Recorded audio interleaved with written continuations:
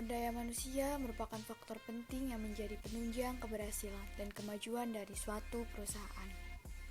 Kemampuan lebih dan keahlian dalam suatu bidang yang dimiliki oleh sumber daya manusia adalah kunci agar tujuan perusahaan tercapai dengan baik.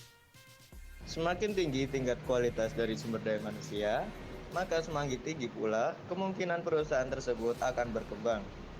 Maka dari itu, dalam upaya peningkatan sumber daya manusia diperlukan adanya proses rekrutmen, transfer atau mutasi, dan demosi sumber daya manusia dalam sebuah perusahaan. Untuk mengulas lebih lanjut, mari kita simak video berikut ini.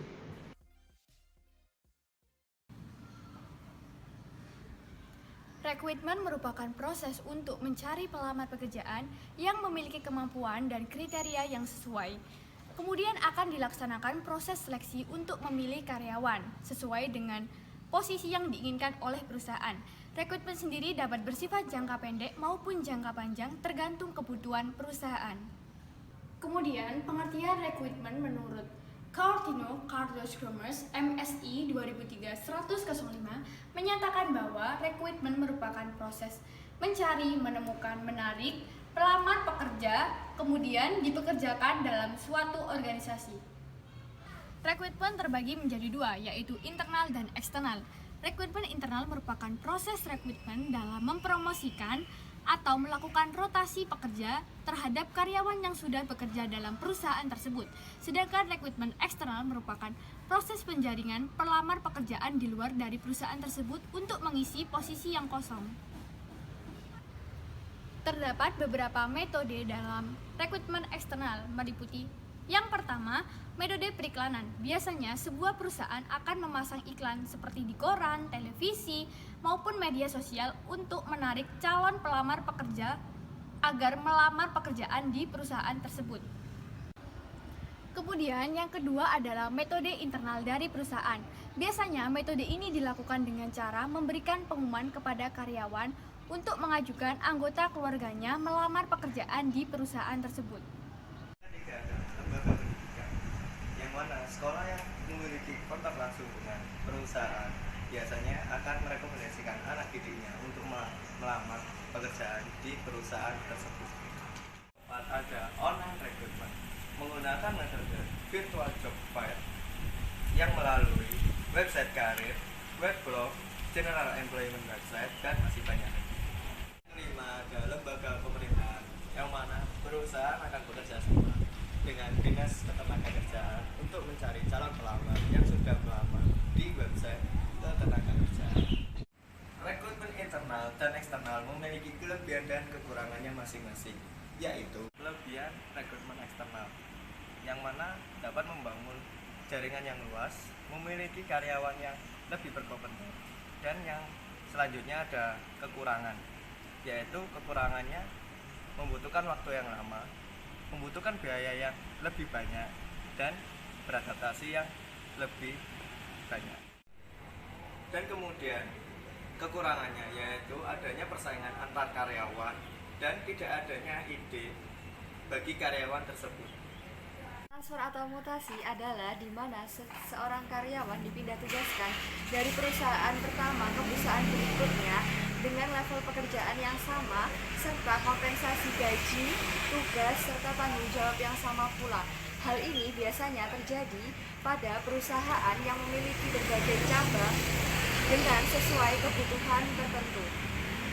Tujuan dari transfer dan mutasi karyawan adalah untuk meningkatkan produktivitas karyawan, menambah pengalaman kerja karyawan, menambah pengetahuan karyawan, meningkatkan kinerja karyawan, dan menyesuaikan kondisi pekerjaan dengan kondisi karyawan. Transfer atau mutasi bisa terjadi karena keinginan dari karyawan itu sendiri dengan persetujuan pimpinan perusahaan, atau bisa juga karena kehendak dari pimpinan perusahaan itu sendiri agar meningkatkan produksi karyawan. Seorang pemimpin di perusahaan untuk melakukan mutasi pada karyawannya adalah sebagai berikut, yaitu yang pertama ada seniority system yang berdasarkan dari masa kerja dari karyawan tersebut dan usia dari karyawan tersebut. Lalu yang selanjutnya adalah spoil system yang berdasarkan dari kekeluargaan, dan yang ketiga adalah merit system yang berdasarkan dari objektif dan prestasi dari seorang karyawan tersebut. Menurut Davidson Morris Employer Solution, demosi ini adalah keadaan di mana perusahaan dapat mengubah posisi jabatan seseorang. Perubahan ini biasanya berupa penurunan jabatan seseorang serta tanggung jawab yang diemban oleh seseorang tersebut. Untuk saat ini di Indonesia belum ada peraturan spesifik mengenai demosi karyawan, sehingga perusahaan tidak dapat melakukan demosi secara sembarangan dan bekerja tidak dapat didemosi apabila alasan tidak jelas. Tetapi apabila sebelumnya karyawan telah melakukan perjanjian kerja, maka demosi dapat dilakukan. Adapun beberapa alasan karyawan didemosi yaitu yang ke-1, karena karyawan dirasa belum memiliki skill yang cukup. 2. Hasil dari pekerjaan tidak memuaskan. Yang ketiga, karena jabatan telah dihapuskan oleh perusahaan. Keempat, performa karyawan jauh dari yang diharapkan. Dan yang kelima, sebagai sanksi atas kesalahan yang telah dilakukan oleh karyawan tersebut. Lalu, setelah karyawan mengetahui bahwa dia mendapatkan demosi, hal yang harus dia lakukan adalah yang pertama, memperbaiki sikapnya untuk menjadi lebih baik. Yang kedua, bekerja lebih giat dan lebih rajin supaya mendapatkan posisi yang lebih baik dari sebelumnya. Yang ketiga adalah memotivasi dirinya sehingga bisa berubah menjadi lebih baik. Dan yang terakhir adalah menyikapi keputusan dari pemimpin perusahaan itu dengan baik dan benar.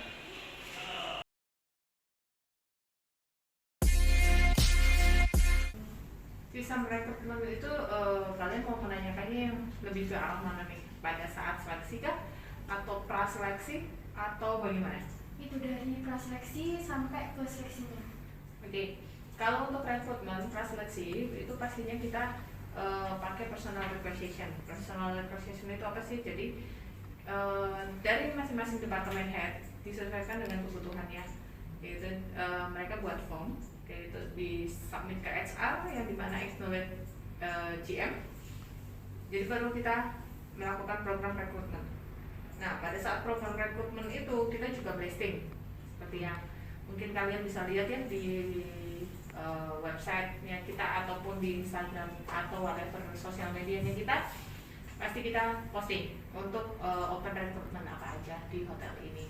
Nah, pada saat rekrutmen kita pasti kasih deadline-nya untuk masing-masing lowongan pekerjaan tersebut. Nah, kita seleksi dari awal di email kayak itu, kita pasti filter kalau udah oke, cocok. Dari beberapa email kemungkinan rata-rata best 5 itu saya panggil untuk interview. Sesuai dengan kebutuhan, satu, dengan melihat daftar mereka punya professional experience, pengalaman pekerjaannya mereka.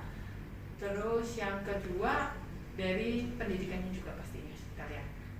Berarti lebih ke pendidikan sama experience-nya dia. Experience pertama sih, kayak gitu, sama kedua ditunjang oleh pendidikan. Karena ini era pandemik ya, kalau untuk hambatannya pasti yang pertama kehadiran orang. Kayak gitu, karena dari saya pribadi pun agak cukup tight, cukup mengatur schedule banget secara ketat untuk bertemu sama orang, kayak gitu sih. Karena kan nggak banyak orang yang bisa lalu-lalang gitu aja ya.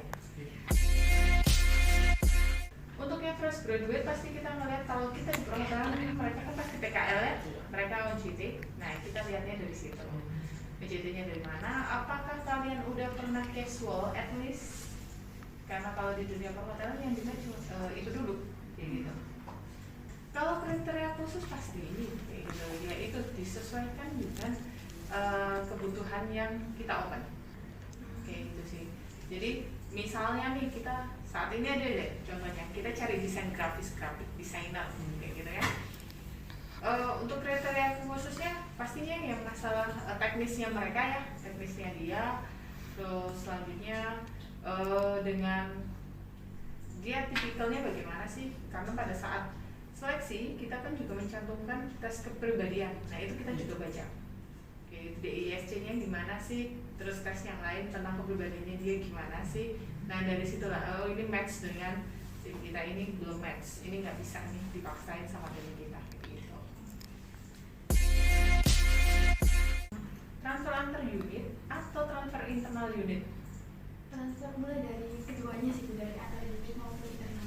Kalau antar unit itu lebih agak banyak ya detailsnya, karena sama dengan posisi lowongan baru kayak gitu kalau untuk kantor unit. Kalau untuk internal unit ya kita melihat misalnya nih dari XR ditransfer ke FO kayak gitu, kita melihat juga untuk kebutuhannya bagaimana.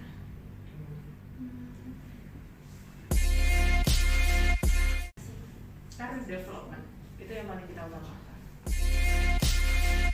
Kalau untuk menolak atau nggak mau itu pastinya kita kasih pengertian dulu, karena ya pemikirannya mereka kan mutasi itu sesuatu yang kurang gitu ya.